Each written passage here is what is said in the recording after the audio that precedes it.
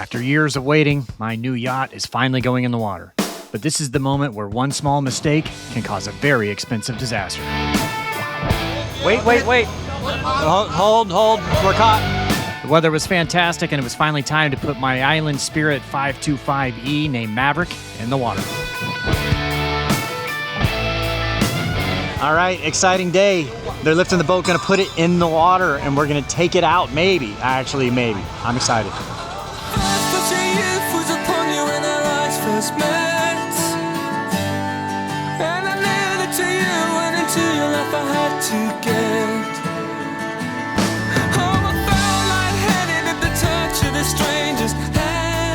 I didn't catch it on video, but we just had a picture in front of the boat and everybody was clapping and all that, so the staff was pretty excited to be putting the boat in the water.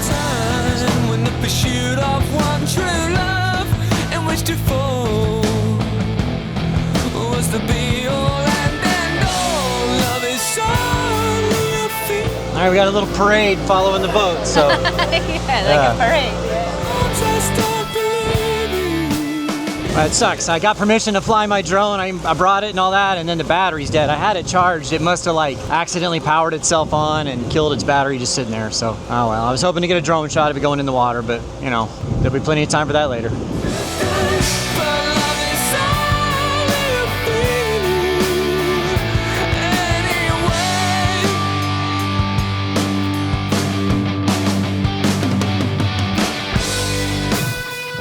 If I thought there wasn't much clearance on the travel lift, the slip they drop it into is even tighter. It was actually pretty scary. All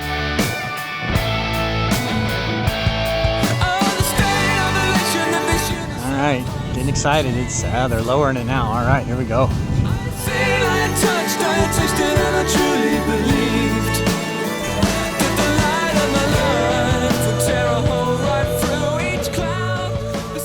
We are on board here. So they kind of stopped where we could get on board, and then we are going to lower us on down in the water and make sure everything's no leaks and runs and all that.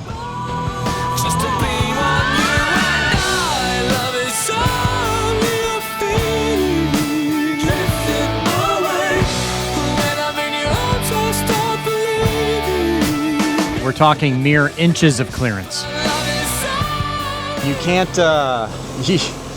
This boat's about maxed out width-wise for this marina, and actually most marinas. That's why if you go any bigger than a boat this size, it's going to be real hard to find marinas that'll fit you. Well, there's plenty of marinas that can take you, but like not to pull you out. Here we go. All right, we are officially in the water. Everybody is checking hatches, looking at the bilges, make sure there's no leaks in any through holes or anything. And so far, looks dry to me.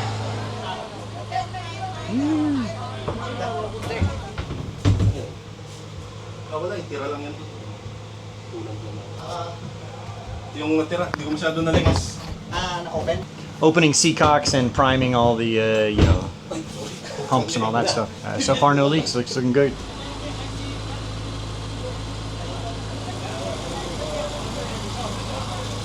All right, we're pulling the forward out of the slip here now. It's really tight. I mean, inches on either side.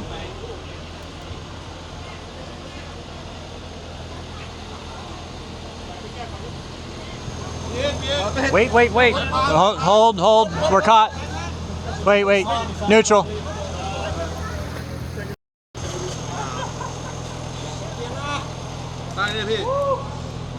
So it's really, I mean, it's not a very big high tide right now. You can kind of see the poles down there.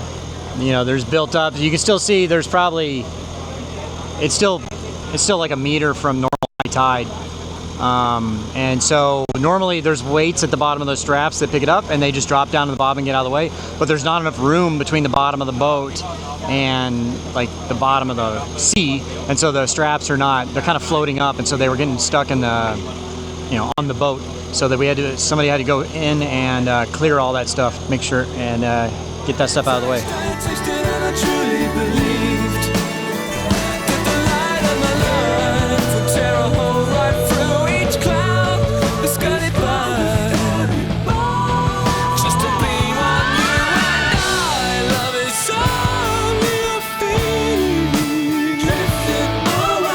You can see how the center of that thing was just stuck in the mud there, so they're cleaning all the mud off of it because there wasn't enough room for it.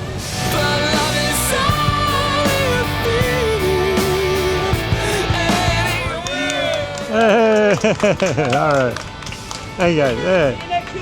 Yeah. My high field dinghy is nearly 700 pounds and so far aft that we need to add a little ballast to the bow, but I think she looks great on the water. What do you think? Let me know in the comments.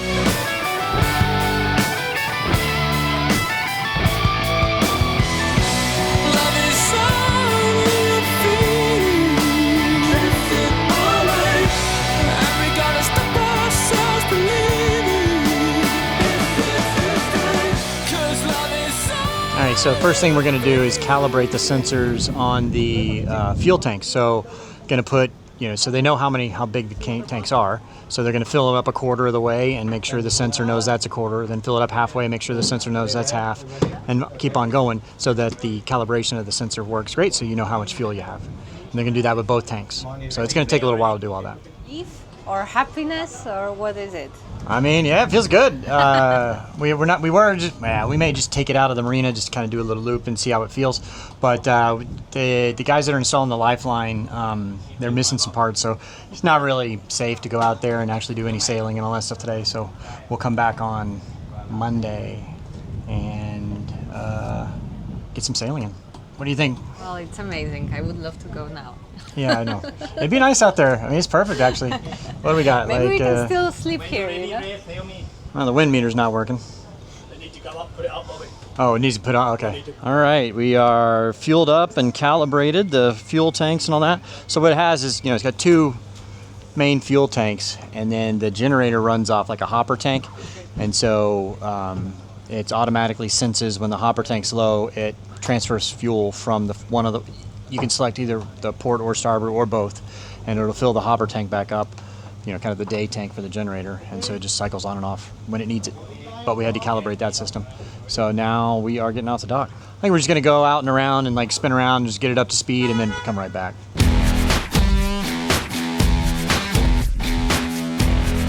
It is dead silent back here. It's dead silent right now. You can hear just a little bit of the electric motor going, but there's no vibration, a little bit right there, but we'll see how it is. But it's nice. I mean, normally you'd have a couple 80 something horsepower motors purring away, but now you got just electric.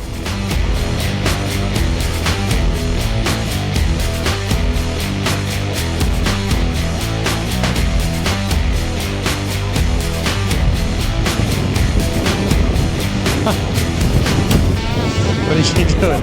Having a little wardrobe malfunction there?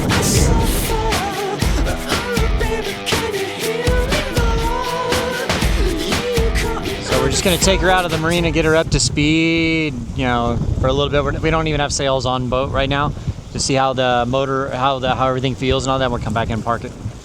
Because we don't have any lifelines on right now, because the company that was supposed to install them, didn't show up today. They're coming tomorrow or Monday morning.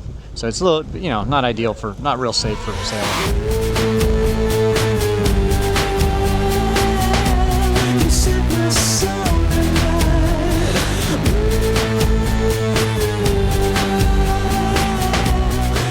So we're doing 7 knots at 600 RPM, and you can hear the electric motors just whirring a little bit, but it's really way quieter than it would be for internal combustion. Anything under 400 RPM, you barely can't even hear it. We're doing 9 knots. That's why he's got it floored. We're just flying at 9 knots just on the motors. That's why, we're kind of kicking up a little.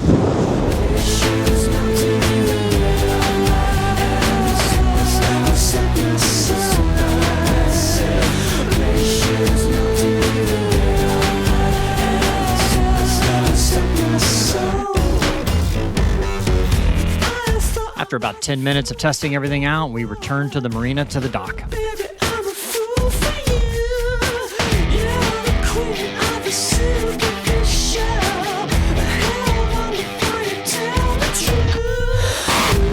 Our dock was a little bit tricky all the way at the end, and the bows of the boats across from us were sticking way out.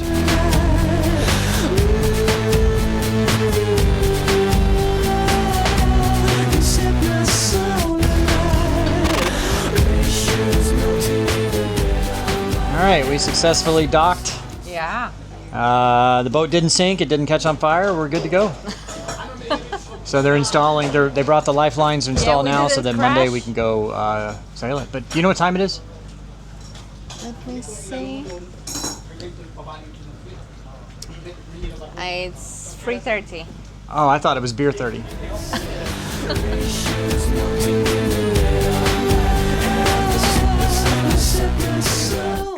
All right, so today's Saturday. We're gonna come back on Monday and take her out for the sea trial. It's a good day.